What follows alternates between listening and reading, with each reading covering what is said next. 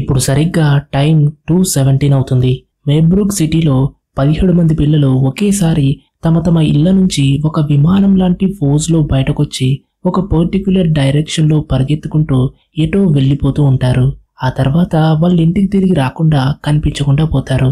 అయితే వీళ్ళ ఇళ్లలో సీసీటీవీ కెమెరాలు అలారంలు ఉన్నప్పటికీ పేరెంట్స్కి ఈ విషయం తెలిసేలోపు లేట్ అయిపోతుంది. పిల్లలు తప్పిపోయారన్నటువంటి విషయం సీసీటీవీ కెమెరాలు ఇంకా అలారం వల్లనే తెలుస్తుంది. పిల్లలు ఒకే ఫోర్స్లో సరిగ్గా 2:17 టైంలో పరిగెత్తుకుంటూ వెళ్ళిపోయారని తెలుస్తుంది. గమనించాల్సిన విషయం ఏంటంటే ఈ పిల్లలందరూ ఒకే స్కూల్లో ఉన్నటువంటి ఒకే క్లాస్కి చెందిన పిల్లలు కావడం విశేషంగా చెప్పొచ్చు. ఆ క్లాస్లో మొత్తం 18 మంది పిల్లలుండగా 17 మంది కనిపించకుండా పోయారు.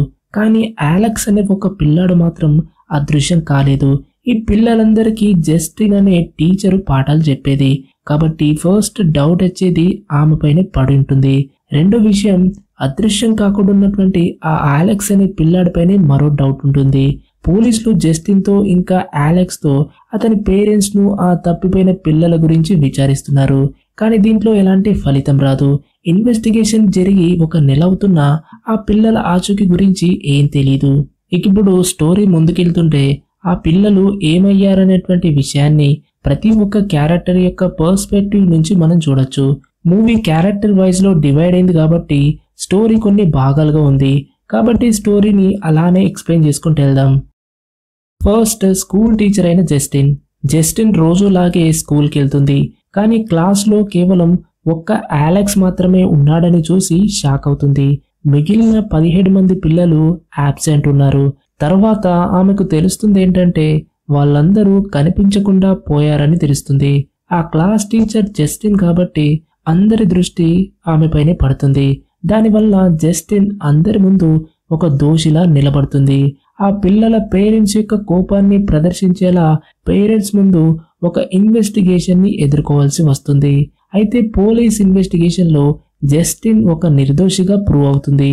అయినా కూడా పేరెంట్స్ అందరూ ఆమెనే నిందిస్తూ నువ్వొక మంత్రగత్తెవి, మా పిల్లలపై చేతబడి చేసి అందరినీ అదృశ్యం చేసిందని పేరెంట్స్ అంటారు. వాటి వల్ల జస్టిన్ ఎంతో డిస్టర్బ్ అవుతుంది. ఆమె ఆల్కహాల్ డ్రింక్ చేయడం మొదలెడుతుంది. ఇన్వెస్టిగేషన్ జరుగుతుంది కాబట్టి స్కూల్ని కొన్ని రోజుల వరకు మూసేస్తారు. కానీ 1 నెల తర్వాత కొత్త పిల్లల కోసం స్కూల్ని మళ్ళీ తిరిగి ఓపెన్ చేస్తారు. ఈ స్కూల్ ఓపెన్ చేసే ముందు ఒక పెద్ద మొత్తంలో ఒక పేరెంట్స్ మీటింగ్ని ఏర్పాటు చేస్తారు. ఈ మీటింగ్లో తన పిల్లల్ని కోల్పోయినటువంటి పేరెంట్స్ కూడా ఉంటారు. వాళ్ళంతా జస్టిన్ పైనే నిందలేస్తారు. అప్పుడు జస్టిన్ తనను తాను సమర్థించుకుంటూ నేను నిర్దోషిని, నేను పిల్లలకు ఎటువంటి హాని చేయలేదు, నాకు పిల్లలంటే ఇష్టం, ఇలాంటి పనుల్ని నేను చేయనని చెప్తుంది. అయినా కూడా పేరెంట్స్ ఆమెనే నిందిస్తారు. అప్పుడు స్కూల్ ప్రిన్సిపల్ అయినటువంటి మార్కస్ జస్టిన్కి సపోర్ట్గా నిలబడుతూ జస్టిన్ నిజం చెప్తుంది, ఆమె నిర్దోషి, జస్టిన్ని అనవసరంగా అనుమానిస్తున్నారని, ఆమె కూడా ఒక బాధితురాలే అని సపోర్టివ్గా నిలబడతాడు. కానీ అంతలో పేరెంట్స్ మీటింగ్లో ఉన్నటువంటి ఆర్చర్ అనే వ్యక్తి ముందుకొచ్చి జస్టిన్పై తీవ్రమైనటువంటి ఆరోపణలు చేస్తాడు. ఆమెను ఒక విచ్ అని కూడా పిలుస్తాడు. దీంతో అక్కడ పరిస్థితి కంట్రోల్ తప్పుతుంది. పరిస్థితిని చూసి మార్కస్ సెక్యూరిటీతో కలిసి జస్టిన్ని అక్కడి నుంచి బయటకు తీసుకెళ్తాడు. పేరెంట్స్ జస్టిన్ని చంపేందుకు ముందుకొస్తారు. కానీ మార్కస్ ఆమెని కాపాడతాడు. జస్టిన్తో వెంటనే ఆమె ఇంటికి వెళ్ళిపోయి బయటకు రావద్దని చెప్తారు. జస్టిన్ తన కార్ తీసుకొని అక్కడి నుంచి వెళ్ళిపోతుంది. కానీ ఈ ఇన్సిడెంట్స్ వల్ల ఆమె బాగా డిస్టర్బ్ అవుతుంది. దీంతో ఇంటికి వెళ్లకుండా డైరెక్ట్గా లిక్కర్ షాప్కి వెళ్తుంది. అక్కడ నుంచి ఎన్నో మందు బాటిళ్లు కొనుక్కొని ఇంటికొచ్చి డ్రింక్ చేయడం స్టార్ట్ చేస్తుంది. అంతలో డోర్ బెల్ అనేది మోగుతుంది. ఈ టైంలో ఎవరొచ్చుంటారని అనుకుంటుంది. కానీ ఆమె ఫస్ట్ డోర్ ఓపెన్ చేయకుండా ఎవరని అడుగుతుంది. కానీ ఎవరు కూడా అక్కడి నుంచి ఆన్సర్ ఇవ్వరు. ఆమె పీక్ హోల్ నుంచి చూస్తుంది. కానీ బయట ఎవరూ లేరు. ఆమెకి ఇది వింతగా అనిపిస్తుంది. ఇక విండో ద్వారా చుట్టూ చూస్తుంది. అయినా కూడా ఎవరూ కనిపించరు. దీంతో ఆమె రిలాక్స్ అయిపోయి అక్కడి నుంచి ముందుకెళ్ళబోతుంది. కానీ అప్పుడే ఎవరో డోర్ని మళ్ళీ గట్టిగా కొడతారు. జస్టిన్ ఒక్కసారిగా భయపడిపోతూ ఎవరు ఇక్కడి నుంచి వెళ్ళిపోమ్మని అరుస్తుంది. ఆ తర్వాత ధైర్యం చేసుకొని ఒక టూల్ని తీసుకొని బయటకు వస్తుంది. అప్పుడు ఆమె బయట ఏం చూస్తుందంటే ఎవరో ఆమె కార్ పై విచ్ అని రాసేసి వెళ్ళిపోయి ఉంటారు. మరుసటి రోజు జస్టిన్ పోలీస్ స్టేషన్కి వెళ్ళి నిన్న రాత్రి జరిగిన విషయంపై కంప్లైంట్ చేస్తుంది. అక్కడ ఆమెకు ఆఫీసర్ పాల్ కనిపిస్తాడు. చెప్పాలంటే అతను ఆమె లవ్ ఇంట్రెస్ట్ అని చెప్పొచ్చు. అతను దూరం నుంచే ఆమెకు హాయ్ చెప్తాడు. ఆ తర్వాత జస్టిన్ స్కూల్కి వెళ్తుంది. కానీ ప్రిన్సిపల్ ఆమెను ఇప్పుడు నువ్వు స్కూల్కి రావద్దు, నువ్వు నిన్న జరిగినటువంటి పరిస్థితుల్ని చూసావు కదా అని చెప్తాడు. జస్టిన్ అంటుంది, అయితే నేను అలెక్స్తో మాట్లాడచ్చా అని అడుగుతుంది. ప్రిన్సిపల్ జస్టిన్ ఒప్పించి, పేరెంట్స్ ఇప్పుడు బాగా కోపంగా ఉన్నారు కదా, నువ్వు నిన్న ఏం జరిగిందో చూసావు కదా, కాబట్టి ఈ కేసు కొంచెం సద్దుమణిగేంత వరకు స్కూల్కి ముఖ్యంగా పిల్లలకు దూరంగా ఉండమని చెప్తాడు. జస్టిన్ అప్సెట్ అయిపోయి అక్కడి నుంచి వెళ్ళిపోతుంది.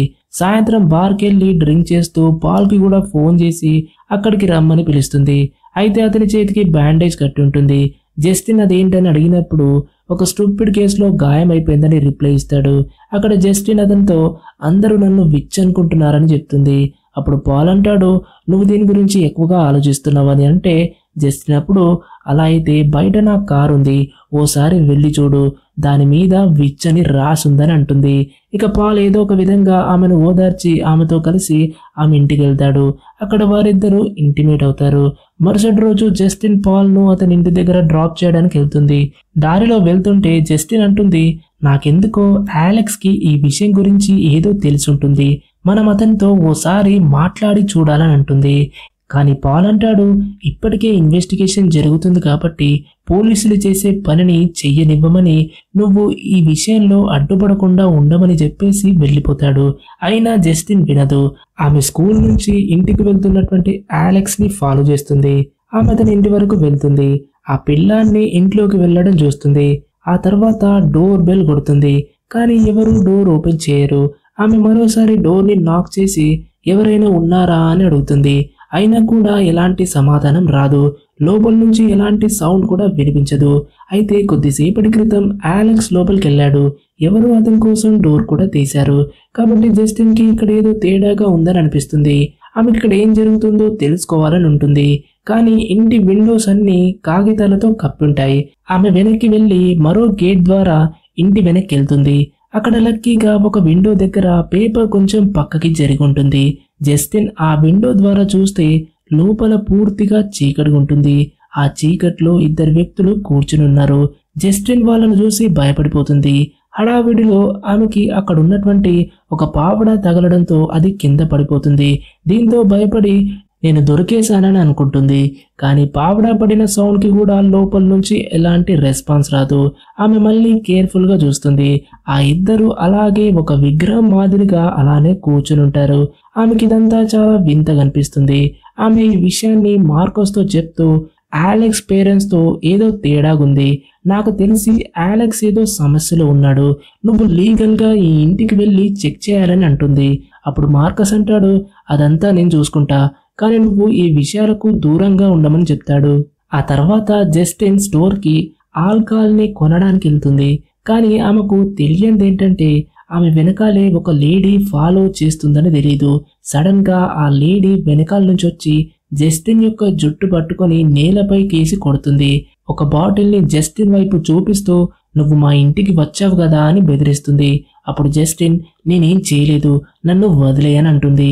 కానీ ఆ లేడీ ఎంతో కోపంగా ఉంది కాబట్టి జస్టిన్ మొహంపై ఆ డ్రింక్ని పోసేస్తుంది. అంతలో స్టోర్లో పనిచేసేటువంటి వ్యక్తి ఆ లేడీని పట్టుకుని బయటకు తీసుకెళ్లిపోతాడు. ఇక రాత్రి జస్టిన్ ఇంటికొచ్చి ఆల్కహాల్ తాగి నిద్రపోతుంది. అప్పుడు ఆమెకు ఒక డ్రీమ్ వస్తుంది. ఆమె ఒంటరిగా స్కూల్కి వెళ్తూ ఉంటుంది. క్లాస్లోకి వెళ్ళగానే అందరూ పిల్లలు తల వంచుకొని కూర్చొని గడియారంలో టైం ఇప్పుడు కరెక్ట్గా 2:17 ఉంది. అయితే అలెక్స్ అప్పుడు తన తలని పైకెత్తి చూస్తూ ఒక జోకర్లా నవ్వుతూ ఉంటాడు.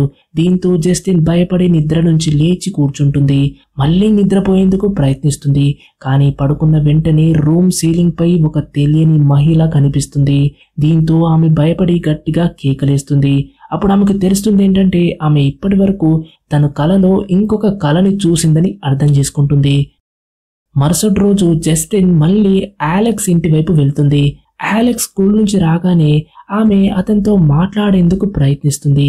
కానీ అలెక్స్ అంటాడు, నా వెనకాల రావద్దని చెప్పి ఇంట్లోకి వెళ్ళిపోతాడు. అయినా జస్టిన్ వినదు. మళ్ళీ ఆ ఇంటి దగ్గరికి వెళ్ళి డోర్ని నాక్ చేసి, నేను స్కూల్ టీచర్ జస్టిన్ని. నువ్వు లోపలున్నావని నాకు తెలుసు.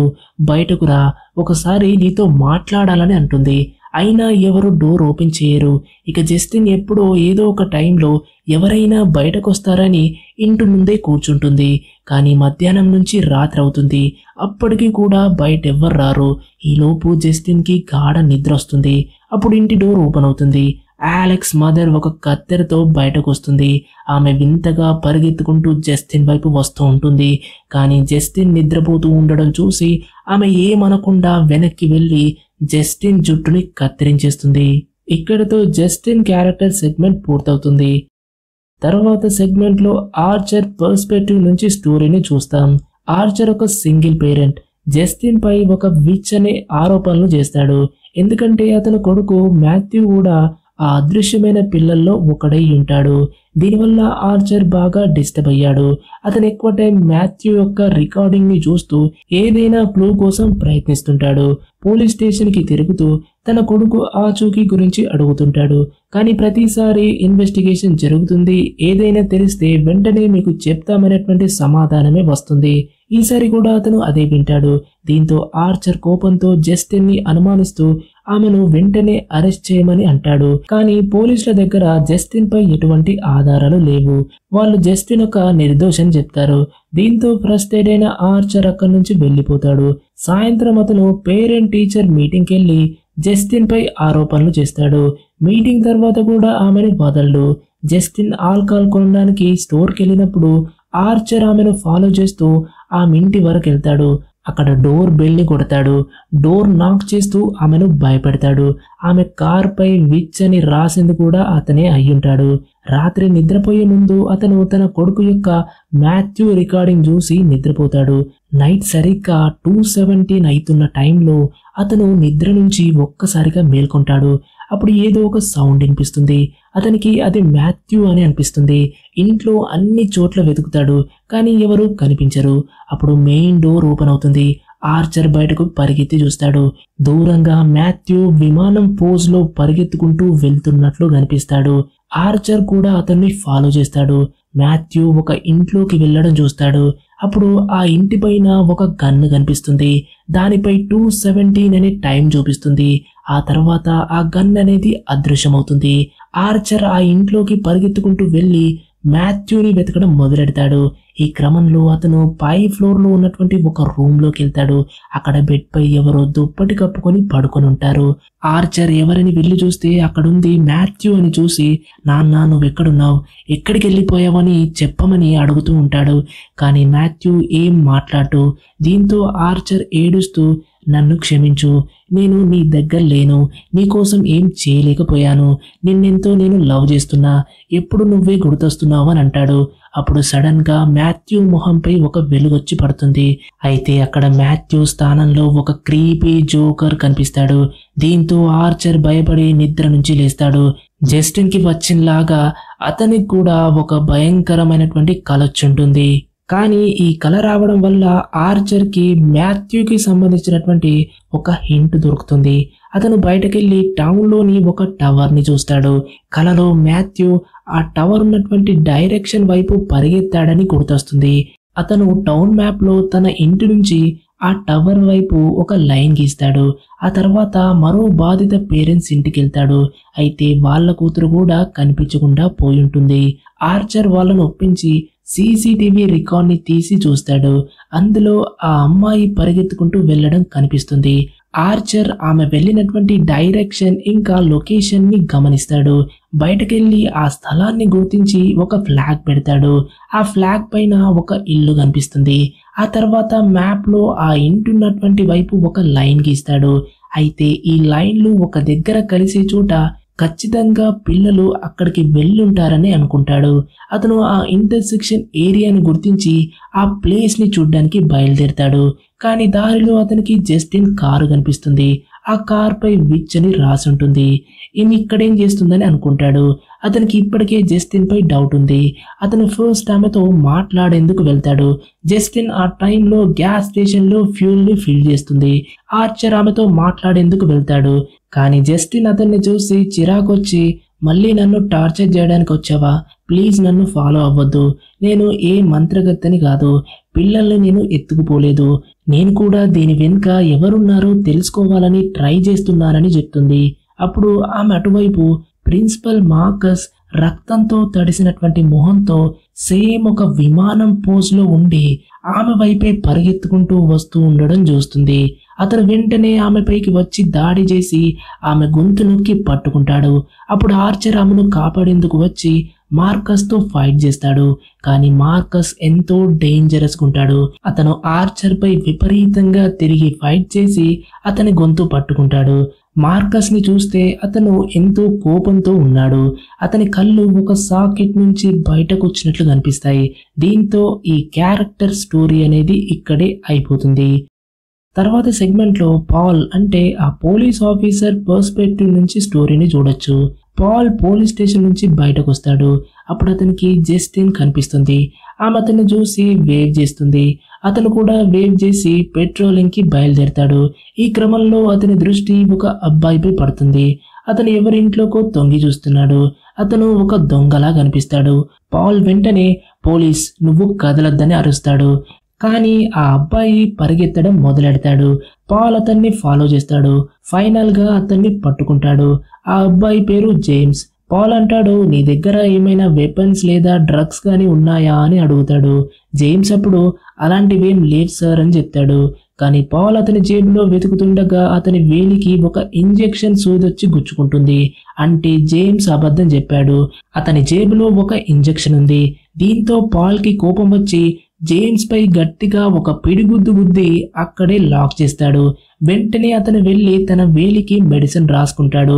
కానీ అప్పుడు అతని దృష్టి గవర్నమెంట్ కెమెరాపై పడుతుంది. ఎందుకంటే ఈ ఇన్సిడెంట్ అంతా కూడా రికార్డ్ అయిందని తెలుస్తుంది. చట్ట ప్రకారం అతను ఎవరిపైనా అలా చేసుకోకూడదు. అలా చేస్తే అతనిపై అసాల్ట్ కేసు నమోదవుతుంది. అంతేకాదు అతని ఉద్యోగం కూడా పోవచ్చు. కాబట్టి అతను వెంటనే కెమెరా వైర్ ని తీసేస్తాడు. జేమ్స్ ని లేపి నేను నిన్ను వదిలేస్తున్నాను, కానీ ఈ విషయం ఎవరికీ చెప్పొద్దు. వెంటనే ఈ టౌన్ ని విడిచిపెట్టేసి వెళ్ళిపో. మళ్ళీ ఇక్కడ గనక కనిపిస్తే నీకు బ్రతికే ఛాన్స్ ఉండదని వార్నింగ్ ఇచ్చి జేమ్స్ ని వదిలేస్తాడు. ఇక్కడే తెలుస్తుంది ఏంటంటే అతని వేలికున్నటువంటి ఆ బ్యాండేజ్ అనేది ఒక చెత్త కారణం వల్ల వచ్చిందని తెలుస్తుంది. అంటే బార్లో జస్టిన్ తో చెప్పినటువంటి ఆ చెత్త కేసు ఇదే అయి ఉంటుంది. ఆ తర్వాత అతనికి జస్టిన్ నుంచి ఒక మెసేజ్ వస్తుంది. దానివల్ల అతను ఆమెను కలవడానికి బయటకు వెళ్తాడు. అక్కడ జస్టిన్ అతని వేలి గాయం గురించి అడుగుతుంది. దానికి అతను ఒక చెత్త కేసు వల్ల ఈ గాయమైందని చెప్తాడు. జస్టిన్ తో ఆ రాత్రి గడిపిన తర్వాత నెక్స్ట్ డే అతను తన ఇంటికి తిరిగి వస్తాడు. ఇక్కడే ఒక షాకింగ్ విషయం తెలుస్తుంది. పాల్ కి ఆల్రెడీ పెళ్ళైంది. నిజానికి స్టోర్ లో జస్టిన్ పైకి వచ్చి దాడి చేసిన ఆ లేడీ మరెవరో కాదు, పాల్ యొక్క భార్య. అతని భార్యకి పాల్ జస్టిన్ల మధ్య ఏదో ఉందని డౌట్ వచ్చింది. అందుకే ఆమె అలా చేసుంటుంది. ఇక పాల్ పోలీస్ స్టేషన్కి వెళ్తాడు. బయట పెట్రోలింగ్ చేస్తుండగా అతనికి జేమ్స్ మళ్ళీ కనిపిస్తాడు. అతన్ని చూసిన వెంటనే పాల్ కోపంతో నేనేం చెప్పానురా నీకు అని దూరం నుంచి అరుస్తాడు. జేమ్స్ అది చూసి వెంటనే పారిపోతాడు. పాల్ కార్ తీసుకొని అతన్ని ఫాలో చేస్తాడు. ఈసారి అతను కెమెరా వైర్లను తీసేసి జేమ్స్ ని బాగా చితకబాదాలని డిసైడ్ అవుతాడు. దీంతో ఈ సెగ్మెంట్ అనేది ఎండ్ అవుతుంది. తర్వాత సెగ్మెంట్ లో జేమ్స్ పర్స్పెక్టివ్ నుంచి స్టోరీని చూస్తాం. అయితే జేమ్స్ కి ఎలాంటి ఇల్లు లేకుండా ఉండి ఒక డ్రగ్ అడిక్ట్ అయి ఉంటాడు. అతనికి తెలిసిన పనల్లా దొంగతనం చేయడం, ఆ దోచుకున్నటువంటి డబ్బుతో డ్రగ్స్ కొని ఎంజాయ్ చేయడం. అతనికి ఒక పర్మనెంట్ గా ఇల్లు లేదు. ప్రస్తుతం అతను అడవిలో ఒక టెంట్ వేసుకుని ఉంటాడు. ఇప్పుడు అతను దొంగతనం చేయడానికి బయటకు వస్తాడు. కానీ పాల్ అతన్ని చూసి పట్టుకుంటాడు. తర్వాత అతన్ని వదిలేసి టౌన్ నుంచి వదిలి వెళ్ళిపోమ్మని చెప్తాడు. కానీ జేమ్స్ వెళ్ళడు. తన దొంగతనాలను అలాగే కొనసాగిస్తాడు. ఈ క్రమంలో అతను అలెక్స్ ఇంటి వైపు వెళ్తాడు. దొంగతనం కోసం విండో ద్వారా ఇంట్లోకి వెళ్తాడు. ఇంట్లో ఇప్పుడు పూర్తిగా చీకటి ఉంటుంది. ఇల్లు ఖాళీగా ఉందని అనుకుని అక్కడ ఉన్నటువంటి అన్ని సామాన్లని చూడడం స్టార్ట్ చేస్తాడు. అప్పుడు అతనికి టీవీ రిఫ్లెక్షన్ లో అలెక్స్ పేరెంట్స్ ని చూసి భయపడి సారీ నేనేం చేయలేదని అంటాడు. కానీ వాళ్ళు ఎలాంటి రియాక్షన్ ఇవ్వరు. వాళ్ళు ఒక విగ్రహాల్లాగా అలాగే కూర్చొని ఉంటారు. అయితే దీన్ని అనువుగా తీసుకున్నటువంటి జేమ్స్ వాళ్ళ ముందే అక్కడ ఉన్నటువంటి అన్ని సామాన్లను దొంగిలించి తన బ్యాగ్ లో కలెక్ట్ చేసుకుంటాడు. అతను అక్కడి నుంచి వెళ్ళిపోతుండగా బేస్మెంట్ నుంచి సౌండ్ వస్తుంది. ఏముందని అతను బేస్మెంట్ లోకి వెళ్ళి చూస్తాడు. షాకింగ్ గా అక్కడ అందరూ కనిపించకుండా పోయినటువంటి ఆ 17 మంది పిల్లలు అక్కడే బేస్మెంట్ లో ఉంటారు. అది చూసి జేమ్స్ భయపడతాడు. నేను ఎలాంటి దొంగతనం చేయలేదని చెప్పేసి అక్కడి నుంచి పారిపోతాడు. అయితే ఆ క్రమంలో అతని బ్యాగ్ లో నుంచి కొన్ని సామాన్లు కూడా కింద పడిపోతాయి. అతను వాటిని సర్దుకుంటూ ఉండగా అలెక్స్ పేరెంట్స్ సడన్ గా లేచి ఒక దయ్యాల మాదిరిగా అతని వైపు వస్తారు. జేమ్స్ వాళ్ళని చూసి భయపడి అక్కడి నుంచి పారిపోతాడు. ఇక జేమ్స్ తను దొంగతనం చేసినటువంటి వాటిని ఒక స్టోర్ లో అమ్మడానికి వెళ్తాడు. అక్కడ అతని దృష్టి ఆ కనిపించకుండా పోయినటువంటి పిల్లల యొక్క పోస్టర్లపై పడుతుంది. వాటిపై రివార్డు కూడా ఉంటుంది. దీంతో అతని కళ్ళు ఆశతో మెరిసిపోతాయి. ఎందుకంటే ఆ పిల్లలు ఎక్కడున్నారో అతనికి తెలుసు కాబట్టి ఆ విషయం చెప్పడానికి రివార్డు తీసుకోవడానికి పోలీస్ స్టేషన్కి వెళ్తాడు. కానీ అక్కడ పాల్ అతన్ని చూస్తాడు. దీంతో జేమ్స్ అక్కడి నుంచి పారిపోయి అడవిలోకి చేరుకుని పాల్ నుంచి తప్పించుకుంటాడు. కానీ అడవిలో అతనికి ఒక క్రీపీ నవ్వు వినిపిస్తుంది. చుట్టూ చూస్తే దూరంగా ఒక జోకర్ లాంటి ఎంటిటీ కనిపిస్తుంది. అది అతనికి వేవ్ చేస్తూ హాయ్ చెప్తుంది. జేమ్స్ అది చూసి భయపడి తన టెంట్ లోకి వెళ్లి దాక్కొని నేను చూసింది నిజం కాదు, కేవలం నా భ్రమ మాత్రమే అని తనని తాను ఓదార్చుకుంటూ ఉంటాడు. ఎందుకంటే అతను ఎప్పుడూ డ్రగ్స్ తీసుకుంటాడు కాబట్టి అది అందువల్లే అనుకుంటాడు. అయితే టెంట్ బయట ఆ ఎంటిటీ నీడ కనిపిస్తుంది.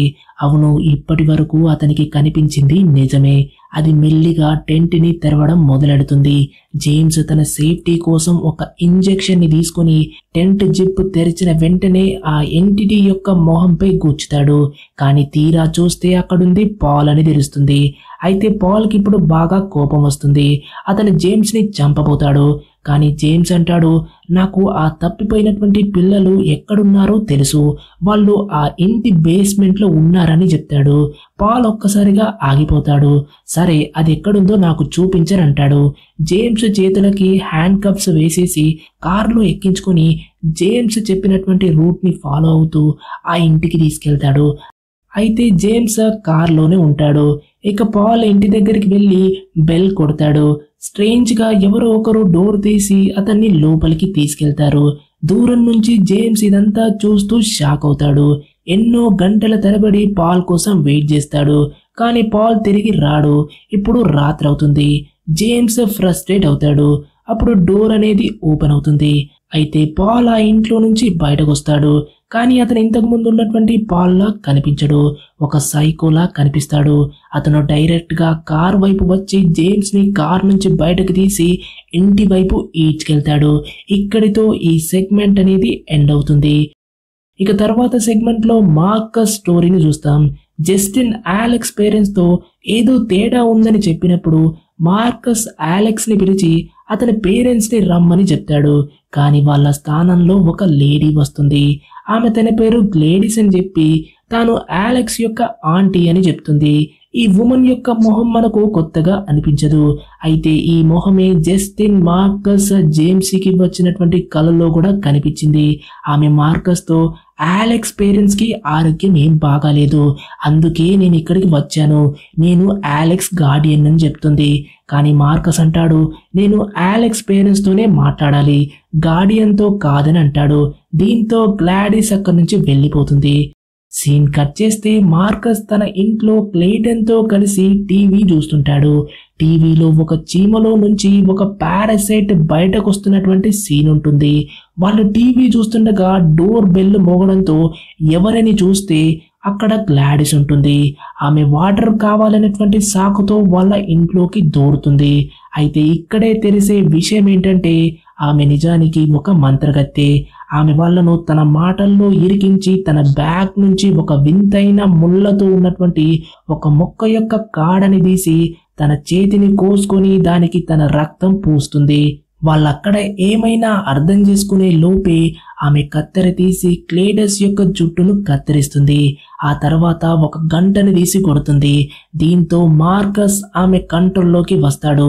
ఆమె క్లేటన్ జుట్టును ఆ ప్లాంట్ యొక్క స్టెమ్ పై చుట్టి దాన్ని విరగొడుతుంది. దీంతో మార్కస్ సడన్ గా క్లేటన్ పై దాడి చేస్తాడు. అతన్ని నేలపై పడేసి బ్లాక్ లిక్విడ్ ని వామిట్ చేస్తాడు. ఆ తర్వాత అతని తలతో క్లేటన్ యొక్క మొహాన్ని కొడుతూ అతని మొహాన్ని పూర్తిగా డిస్ట్రాయ్ చేస్తాడు. దీంతో తన ఫ్రెండ్ క్లేటన్ అక్కడే చనిపోతాడు. ఇక క్లేడీస్ తన బ్యాగ్ నుంచి జస్టిన్ జుట్టును తీస్తుంది. అది అలెక్స్ మదర్ ఇంతకు ముందు కత్తిరించుంటుంది. ఆమె జస్టిన్ జుట్టుతో కూడా అదే రిచువల్ చేస్తుంది. జుట్టును చుట్టి ఆ స్టెమ్ ని విరగొడుతుంది. దీంతో మార్కస్ జస్టిన్ ని చంపడానికి పరిగెత్తుకుంటూ వెళ్తాడు. ఆమె ఆ టైంలో గ్యాస్ స్టేషన్ లో ఆర్చర్ తో మాట్లాడుతూ ఉంటుంది. అక్కడే మార్కస్ ఆమెపై దాడి చేసి ఆమె గొంతును పట్టుకుంటాడు. అప్పుడు ఆర్చర్ ఆమెను కాపాడేందుకు మధ్యలో వస్తాడు. మార్కస్ తో ఫైట్ చేస్తాడు. కానీ మార్కస్ ఎంతో డేంజరస్ ఉంటాడు. ఆర్చర్ పై ఒక్కసారిగా మీద పడి అతని గొంతును కూడా పట్టేసుకుంటాడు. జస్టిన్ ఈ గందరగోళంలో స్టోర్ లోకి పారిపోతుంది. మార్కస్ ఆర్చర్ ని వదిలేసి జస్టిన్ ని ఫాలో చేసుకుంటూ వెళ్తాడు. స్టోర్ లో జస్టిన్ భయంతో అటు ఇటు పరిగెత్తుతూ ఉంటుంది. కానీ చివరిగా ఆమెకు ఎటు తప్పించుకునే మార్గం దొరకదు. ఆమె అక్కడే ఇరుక్కుపోతుంది. మార్కస్ ఆమె వైపు భయంకరంగా పరిగెత్తుకుంటూ వస్తాడు. జస్టిన్ కి తన టైం అయిపోయిందని అనిపిస్తుంది. కానప్పుడు ఆర్చర్ మళ్ళీ మధ్యలోకి వచ్చి మార్కస్ ని ఆపుతాడు. ఈ ఫైట్ లో ఇద్దరు గాయపడతారు. ఈ అవకాశాన్ని ఉపయోగించుకుని జస్టిన్ ముందుకు పారిపోతుంది. కానీ మార్కస్ పై ఏదో బ్లాక్ మ్యాజిక్ ఉంది. అతను తన టార్గెట్ ని పూర్తి చేయకుండా ఆగడు. అతను మళ్ళీ లేచి జస్టిన్ వెనకాలే పరిగెత్తుతాడు. జస్టిన్ స్టోర్ నుంచి బయటకు పరిగెత్తి తన కారులోకి వెళ్లి కార్ ని స్టార్ట్ చేస్తుంది. కానీ మార్కస్ కూడా కార్ దాకా చేరుకుని కార్ విండోని కొట్టేస్తాడు. జస్టిన్ వెంటనే కార్ ని స్టార్ట్ చేయడానికి ప్రయత్నిస్తుంది. అంతలో మార్కస్ గట్టిగా కొట్టేసి విండోని బ్రేక్ చేసి జస్టిన్ ను క్యాప్చర్ చేయడానికి వస్తాడు. కానీ అంతలో జస్టిన్ కారు స్టార్ట్ అవ్వడంతో అక్కడి నుంచి తప్పించుకొని పారిపోతుంది. అయితే మార్కస్ పై ఎలాంటి బ్లాక్ మ్యాజిక్ ఉందంటే అతను తన టార్గెట్ ని చంపే వరకు ఆగడు. ఒక టార్గెట్ మిసైల్ లాగా ఆమె ఫాలో చేస్తూ వెంటబడతాడు. ఈలోపు ఆర్చర్ తనను తాను బ్యాలెన్స్ చేసుకొని స్టోర్ నుంచి బయటకు వచ్చి చూస్తే మార్కస్ ఇంకా జస్టిన్ వెళ్తున్నటువంటి కారు వెంటే పరిగెత్తుతున్నాడని చూస్తాడు. ఆర్చర్ కూడా తన కారు తీసుకొని అతన్ని ఫాలో చేస్తాడు. అప్పుడు అక్కడికి మరో కారు వచ్చేసి మార్కస్ ని గుద్దేయడంతో అక్కడే చనిపోతాడు. ఈ ఇన్సిడెంట్స్ తర్వాత ఆర్చర్ జస్టిన్ తో సారీ చెప్తాడు. ఎందుకంటే ఆమె ఈ విషయంలో ఎలాంటి తప్పు చేయలేదని, ఆమె కూడా ఒక విక్టిమ్ అని అతనికి అర్థమవుతుంది. జస్టిన్ అతని సారీని యాక్సెప్ట్ చేసి తన లైఫ్ ని కాపాడినందుకు థ్యాంక్స్ చెప్తుంది. వాళ్ళిప్పుడు ఇదంతా ఏంటి అనే ఆలోచనలో పడతారు. జస్టిన్ అంటుంది, నా జీవితంలో ఇలాంటిది ఎప్పుడూ నేను చూడలేదు. అతనికి అసలు ఏమైంది? కొన్ని రోజుల క్రితం నేను మార్కస్ ని కలిసినప్పుడు బాగానే ఉన్నాడని అంటుంది. దానికి ఆర్చర్ అంటాడు, అవును, నేను కూడా ఇలాంటిది ఎప్పుడూ చూడలేదు. కానీ మార్కస్ పరిగెత్తిన విధానాన్ని చూస్తే తప్పిపోయినటువంటి పిల్లలు కూడా అదే పోజ్ లో అలాగే పరిగెత్తారని అనిపిస్తుందని చెప్తాడు.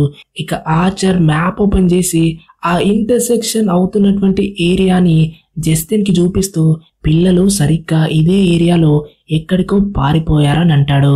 జస్టిన్ అది చూస్తే ఆ ఇంటర్సెక్షన్ పాయింట్ లో ఉన్నటువంటి ఇల్లు అలెక్స్ ఇల్లే అని తెలుస్తుంది. ఇక్కడితో ఈ సెగ్మెంట్ అనేది ఎండ్ అవుతుంది. తర్వాత సెగ్మెంట్ అనేది అలెక్స్ ది. ఇక్కడ అతని స్టోరీని ఫస్ట్ నుంచి చూపిస్తారు. అలెక్స్ రోజులాగే స్కూల్కి వెళ్తాడు, క్లాస్ లో ఉంటాడు. స్కూల్ అయిపోయిన తర్వాత అతని డాడ్ అలెక్స్ ను పికప్ చేసుకుని ఇంటికి తీసుకెళ్తాడు. దారిలో అతని డాడ్ తన కొడుకుతో, నీ ఆంటీ గ్లాడిస్ మన ఇంటికి రాబోతుందని చెప్తాడు. అప్పుడు అలెక్స్ అంటాడు, ఆమె ఎందుకు వస్తుంది? నేను ఆమెతో ఎలా ఉంటాను? నాకు ఆ ఆంటీ గురించి ఏం తెలియదని అంటాడు. దానికి డాడ్ రిప్లై ఇస్తూ, 15 సంవత్సరాల నుంచి నేను కూడా ఆమెను చూడలేదు. కానీ ఆమె ఇప్పుడు బాగా అనారోగ్యంతో ఉంది. మనం తప్ప ఆమెకు ఎవరూ లేరు. ఆమె మన ఫ్యామిలీలో ఒక భాగం. ఆమెను మనం చూసుకోవాలని ఒప్పిస్తాడు. ఇంటికి వచ్చిన తర్వాత అతని మదర్ ఇంటిని క్లీన్ చేస్తూ, ఆంటీ గ్లాడిస్ వస్తుంది, నీ రూమ్ కూడా క్లీన్ చేయమని చెప్తుంది. అప్పుడు అలెక్స్ అంటాడు, ఆమె నా రూమ్ లోకి రాదు కదా అని అంటాడు. దానికి అమ్మ అంటుంది, అయినా సరే నువ్వు నీ రూమ్ ని క్లీన్ గా ఉంచాలని చెప్తుంది. రాత్రి అలెక్స్ విచెస్ గురించి ఒక స్టోరీ బుక్ ని చదువుతూ ఉంటాడు.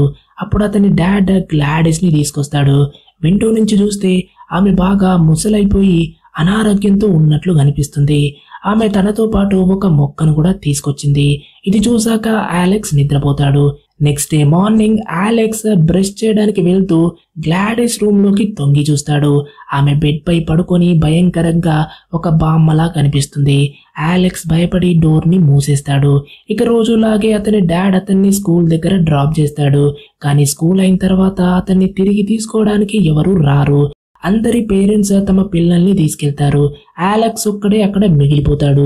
చాలాసేపు వెయిట్ చేసిన తర్వాత అతను నడిచి ఇంటికి వెళ్ళాలని డిసైడ్ అయిపోయి డాడ్ ఎందుకు రాలేదు, ఎక్కడ బిజీ అయిపోయాడని ఆలోచిస్తూ ఉంటాడు. ఇంటికి వచ్చిన తర్వాత చూస్తే అతని డాడ్ అండ్ మామ్ ఇద్దరు ఇంట్లోనే ఉన్నారు. కానీ వాళ్ళు నార్మల్ గా కనిపించట్లేదు. వాళ్ళు ఒక కటౌట్ లాగా కూర్చొని ఎవరో వాళ్ళను కంట్రోల్ చేస్తున్నట్లుగా ఒక రోబోట్ లా మాట్లాడుతున్నారు. అతని మామ్ కూడా అలాగే ఉంటుంది. అలెక్స్ ఆలోచిస్తూ నా పేరెంట్స్కి ఏమైందని టెన్షన్ అవుతూ ఉంటాడు. అంతలో గ్లాడిస్ అక్కడికి వస్తుంది. అయితే ఆమె ఉన్నట్టుండి ఆరోగ్యంగా యవ్వనంగా కనిపిస్తుంది. అయితే అలెక్స్ విచెస్ గురించి స్టోరీలు చదివాడు కాబట్టి ఇక్కడుంది ఒక విచ్, ఈమె నా పేరెంట్స్ ని ఏదో ఒకటి చేసిందని అర్థం చేసుకుంటాడు. అలెక్స్ తన పేరెంట్స్ ని స్పృహలోకి తీసుకొచ్చేందుకు వాళ్ళ మొహంపై నీళ్లు కూడా చల్లుతాడు. కానీ ఎలాంటి ప్రయోజనం లేదు. అప్పుడు గ్లాడిస్ అంటుంది, వీళ్ళిప్పుడు నీ మాట వినరు, నా మాట మాత్రమే వింటారని చెప్తుంది. దానికి ఆమె ఒక డెమో చూపిస్తుంది. ఆ ముళ్ళతో ఉన్నటువంటి ప్లాంట్ యొక్క స్టెమ్ ని తీసుకొని అందులో వాళ్ళ జుట్టును చుట్టేసి దాన్ని విరగొడుతుంది. దీంతో అలెక్స్ యొక్క పేరెంట్స్ టేబుల్ పై ఉన్నటువంటి ఫోక్స్ తో తమ మొహాల్ని పొడుచుకోవడం స్టార్ట్ చేస్తారు. అయితే ఈ విచ్ ఆ రోజు వీళ్ళింటికి వచ్చినప్పుడు తీసుకొచ్చినటువంటి అదే ప్లాంట్ ని వాడుకొని బ్లాక్ మ్యాజిక్ చేస్తుంది. అలెక్స్ భయపడి ఆమెను ఆ పనిని ఆపమని చెప్తాడు. గ్లాడిస్ ఆ విరిగిన స్టెమ్ ముక్కని వాటర్ బౌల్లో వేసేస్తుంది. దీంతో వెంటనే అలా చేసుకోవడం ఆగిపోతుంది. ఆమె అలెక్స్ తో నీ పేరెంట్స్ బ్రతకాలంటే దీని గురించి బయట ఎవ్వరికి ఏం చెప్పొద్దు, నేను చెప్పినట్లు చెయ్యమని భయపెడుతుంది. ఇలా అలెక్స్ ను భయపెట్టేసి ఆమె అతన్ని తన కంట్రోల్లో పెట్టేసి ఆ పిల్లాడిని యూజ్ చేసుకోవడం మొదలెడుతుంది. అలెక్స్ ఆమె చెప్పినట్లుగా రెగ్యులర్ గా స్కూల్కి వెళ్తాడు. స్టోర్ నుంచి ఫుడ్ తెచ్చేసి తన పేరెంట్స్ కి తినిపిస్తాడు. గ్లాడిస్ రోజు ఆ ప్లాంట్ ముందర రిచువల్ చేస్తూ ఆరోగ్యంగా యవ్వనంగా మారుతుంది. కానీ కొంత టైం అయిన తర్వాత ఆమె మళ్ళీ వృద్ధురాలిగా బలహీనంగా మారుతుంది. అప్పుడు ఆమె అలెక్స్ తో నువ్వు నేను చెప్పినటువంటి ఒక పనిని చేస్తే నీ పేరెంట్స్ ని బాగు చేసి ఇక్కడి నుంచి వెళ్ళిపోతానని చెప్తుంది. అయితే ఆ పని ఏంటంటే అలెక్స్ తన క్లాస్మేట్స్ కి సంబంధించినటువంటి కొన్ని వస్తువుల్ని తీసుకొచ్చి గ్లాడిస్ కి ఇవ్వాలి. దీనివల్ల ఆమె వాళ్ళపై కూడా వశీకరణం చేసే అవకాశం ఉంటుంది. అమాయకుడైన అలెక్స్ కి దీని గురించి ఏం తెలీదు కాబట్టి అతను ఈ పని చేయడానికి రెడీ అవుతాడు. ఇక స్కూల్కి వెళ్ళి వీళ్ళ వస్తువులు ఏది కొట్టేయాలని ఆలోచిస్తూ పెన్సిలా, రబ్బరా లేదా కట్టరా అని ఆలోచిస్తాడు. కానీ అలా చేస్తే దొరికిపోయే రిస్క్ ఉందని అనిపిస్తుంది. అంతలో అతని దృష్టి పిల్లల యొక్క పేర్లున్నటువంటి స్టిక్కర్లపై పడుతుంది. వీటిని తీసుకెళ్లిపోతే సరిపోతుందని అనుకుంటాడు. గేమ్ పీరియడ్ లో అందరూ బయట ఆడుతుండగా అతను క్లాస్లోకి వెళ్ళి అన్ని ట్రేలపై ఉన్నటువంటి స్టిక్కర్లను తీసి తన బ్యాగ్ లో పెట్టేసుకుంటాడు. అప్పుడు జస్టిన్ అక్కడికి వస్తుంది. నువ్వు ఇక్కడ ఒంటరిగా ఏం చేస్తున్నావని అడుగుతుంది. అలెక్స్ దానికి ఏం లేదని రిప్లై ఇస్తాడు. జస్టిన్ ఎన్నో రోజుల నుంచి గమనిస్తుంది. అలెక్స్ ఏదో ఒక రకంగా డిస్టర్బ్ అయినట్లు, తన దగ్గర ఏదో ఒక విషయాన్ని దాచుకుంటున్నట్లు అనిపిస్తుంది. అందుకే ఆ పిల్లాడితో ఏదైనా సమస్య ఉంటే నాతో చెప్పొచ్చని అంటుంది. కానీ అలెక్స్ ఏం చెప్పకుండా వెళ్ళిపోతాడు. స్కూల్ అయిపోయిన తర్వాత ఇంటికెళ్ళి ఆ స్టిక్కర్లని గ్లాడిస్కి ఇస్తాడు. గ్లాడిస్ ఆ స్టిక్కర్లని ఉపయోగించి కరెక్ట్ గా 2 గంటల 17 నిమిషాల టైంలో బ్లాక్ మ్యాజిక్ చేస్తుంది. దీంతో అందరి పిల్లలు ఆమె వశంలోకి వచ్చేసి ఆ పోజ్ లో పరిగెత్తుకుంటూ ఆమె దగ్గరికి వచ్చేస్తారు. ఆమె అందరి పిల్లల్ని కిడ్నాప్ చేసి ఆ బేస్మెంట్ లో బంధిస్తుంది. నెక్స్ట్ డే అలెక్స్ ఒక్కడే స్కూల్కి వెళ్తాడు. జస్టిన్ ఆ పిల్లాడిని అక్కడ క్లాస్ లో ఒక్కరిని చూసి మిగిలిన పిల్లలు ఎక్కడికి వెళ్లారు, ఎందుకు ఇంకా క్లాస్ కి రాలేదని షాక్ అవుతుంది. మెల్లిగా ఒకే క్లాస్ కి చెందినటువంటి అందరూ పిల్లలు కూడా అదృశ్యమైపోయారని ఒక్క అలెక్స్ తప్పించి ప్రతి ఒక్కరు కూడా కనిపించట్లేదనేటువంటి వార్త బయటకు వస్తుంది. అందుకే పోలీసులు అలెక్స్ తో అతని పేరెంట్స్ ను విచారణ చేయడానికి వస్తారు. గ్లాడిస్ ఇక్కడ తనకి ఇష్టం వచ్చినట్లు ఆన్సర్ ఇస్తుంది. పోలీసులు ఇంట్లో సర్చ్ చేయడానికి వస్తారు. కానీ గ్లాడిస్ అంతకుముందే పిల్లల్ని వశం చేసుకుని వుడ్స్ లో దాచిపెడుతుంది. ఆ తర్వాత మళ్ళీ బేస్మెంట్ లోకి తెచ్చి బంధిస్తుంది. కేసు యొక్క ఇంటెన్సిటీ తగ్గిపోయిన తర్వాత ఇంటి విండోస్ ని పేపర్లతో కప్పేస్తుంది. ఇలా ఆమె 17 మంది పిల్లల్ని ఇంకా ఒక కపుల్ ని చీకట్లో బంధించి ఉంచుతుంది. అందరికీ ఆహారాన్ని పెట్టే బాధ్యతని అలెక్స్ కి అప్పగిస్తుంది. అలెక్స్ కూడా చీకట్లోనే ఉంటూ టైంకి అందరికీ ఆహారం ఇస్తూ స్కూల్కి వెళ్తాడు. అయితే భయం వల్ల ఎవరితోనూ ఏం చెప్పడు. ఒక చిన్న పిల్లాడు ఇంత భయంకరమైనటువంటి సీక్రెట్ ని తన గుండెలో దాచుకుని ఒంటరిగా అంతా భరిస్తాడు. ఇది అలెక్స్ యొక్క స్టోరీ. ఇప్పుడు సినిమా లాస్ట్ సెగ్మెంట్ లోకి వెళ్తాం. ఇప్పుడు ప్రెసెంట్ లో అలెక్స్ ఎప్పట్లాగే స్కూల్ నుంచి తిరిగి వస్తాడు. ఇంటి బయట పోలీస్ కార్ కనిపిస్తుంది.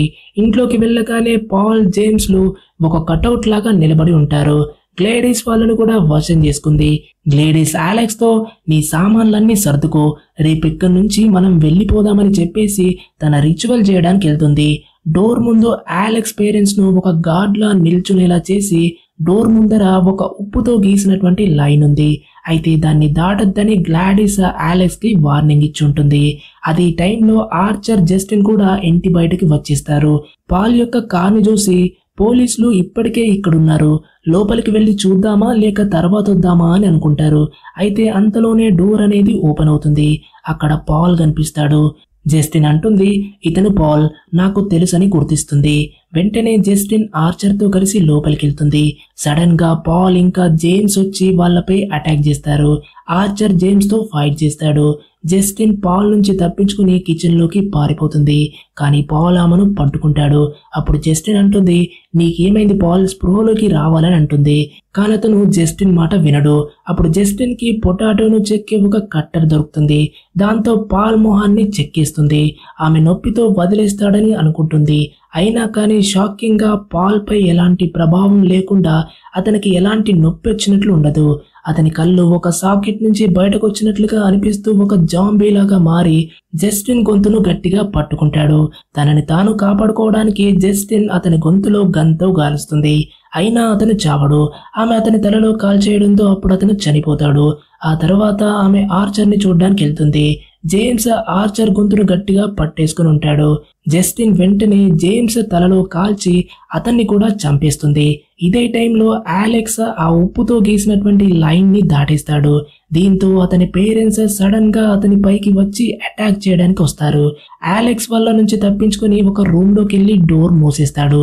కానీ అతని అమ్మ డోర్ ని కూడా పగలగొట్టి లోపలికి వస్తుంది. అలెక్స్ అక్కడి నుంచి పారిపోతాడు. అయితే జస్టిన్ పాల్ ని చూస్తుంది. అతను చనిపోవడం చూసి బాధపడుతుంది.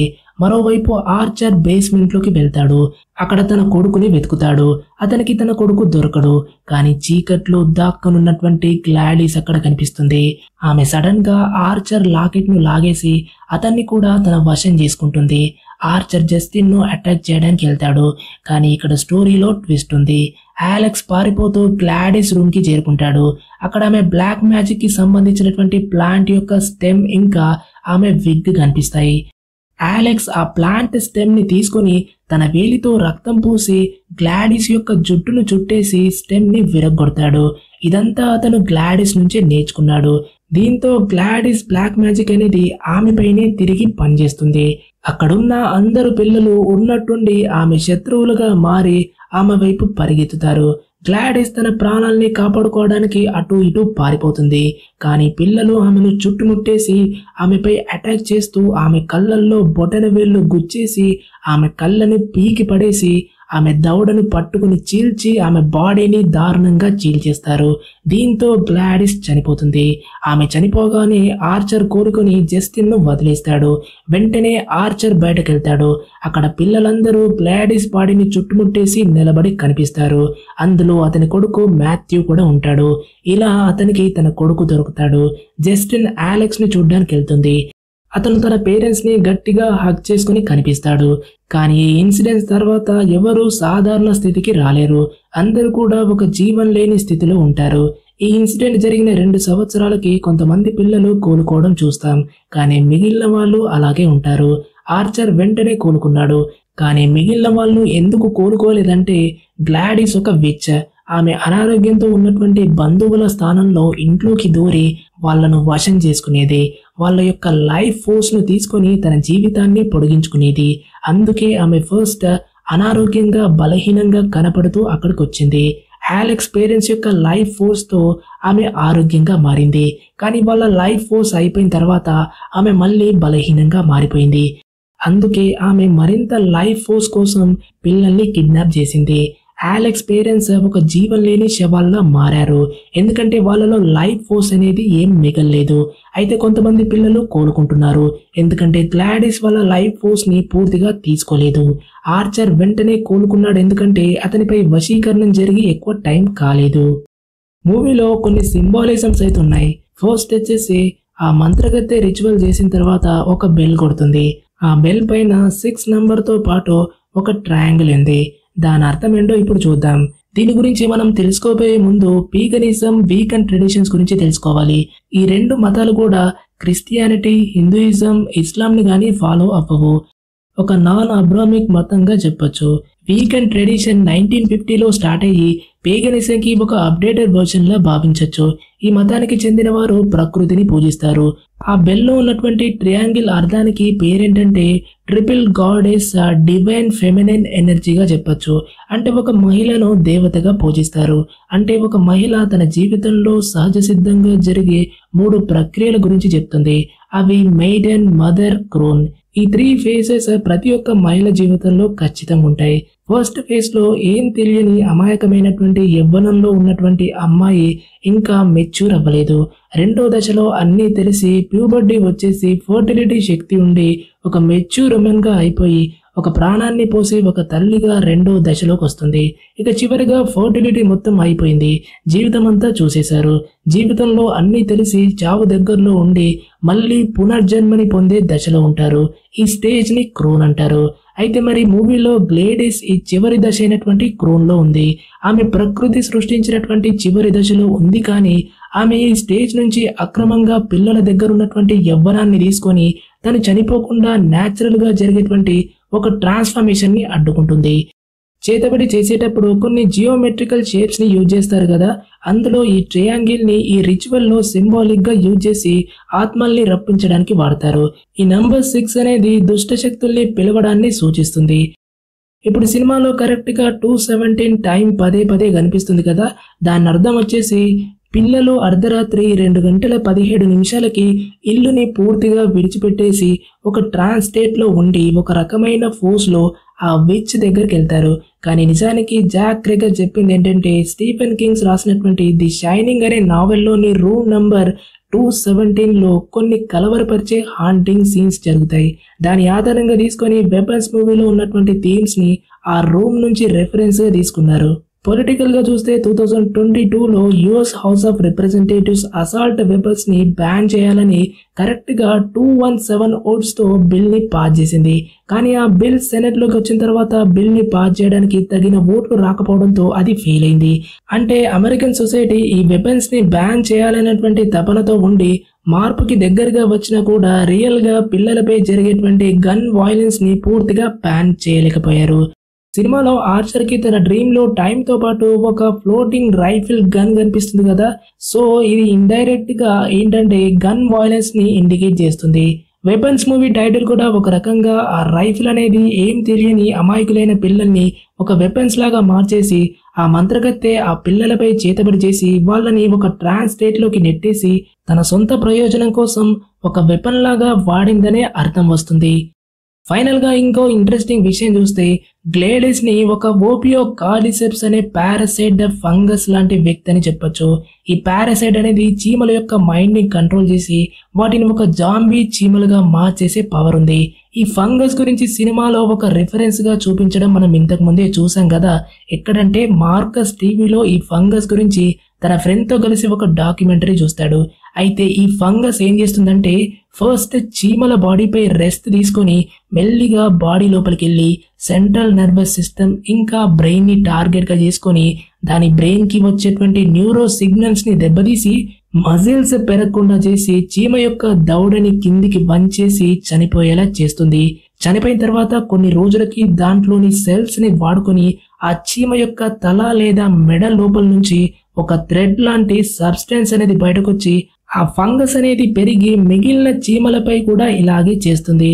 ఇప్పుడు మీకు అర్థమై ఉండొచ్చు, లేడీస్ ఇక్కడ పిల్లల్ని ఒక చీమల్లాగా చూసి వాళ్ళ బ్రెయిన్ ని హైజాక్ చేసి ఒక పారాసైట్ ఎలా అయితే తన రీప్రొడక్షన్ ని చీమలపై ఆధారపడి పెంచుకుంటుందో అలాగే ఈ మంత్రగత్తె కూడా యవ్వనం కోసం ఆ పిల్లల్ని వాడుకొని ఉంటుంది. ఇదే దీని వెనకాల ఉన్నటువంటి స్టోరీ. ఇది వెపన్స్ మూవీ యొక్క explanation and break down. I hope ఈ మూవీ మీకు నచ్చిందని అనుకుంటా. నచ్చితే ప్లీజ్ వెంటనే లైక్ చేసి మీ ఫ్రెండ్స్ తో షేర్ చేయండి అండ్ ఛానల్ ని సబ్స్క్రైబ్ చేసుకోవడం మర్చిపోవద్దు. ఈ మూవీ మీకు ఎలా అనిపించిందో కామెంట్ లో చెప్పండి. మరో వీడియోలో కలుద్దాం. అంతవరకు టేక్ కేర్, బాయ్.